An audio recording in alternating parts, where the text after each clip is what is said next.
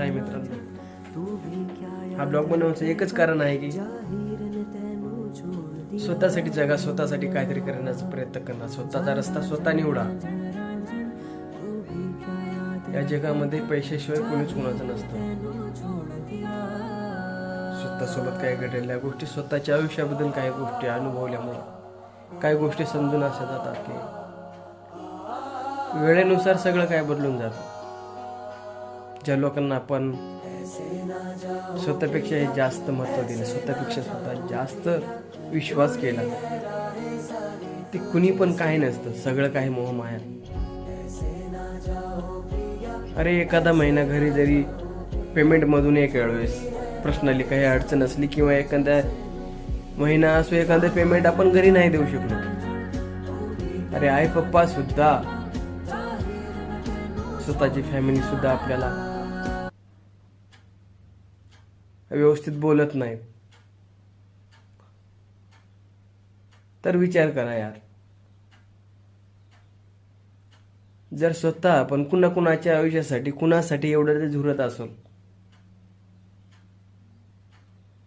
लहानपणापासून जेव्हा आपण स्वतःच्या फॅमिलीसाठी सतत अवेलेबल असतो, काहीतरी आईपप्पांसाठी करण्याचा प्रयत्न करत असतो,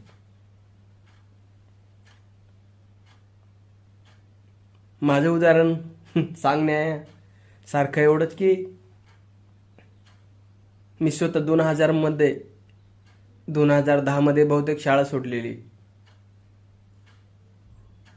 तेव्हापासून मी राबायचो. मोठा भाऊ शिक्षण करायचा, बहीण पण शिक्षण करायची. पप्पासाठी किंवा मोठ्या भावासाठी उदाहरण, मी शाळा सोडलेली. तेव्हापासून मी आज 2026 पर्यंत सतत राबत आहे, काम करत आहे. पण एखाद्या छोट्याशा चुकीमुळे जर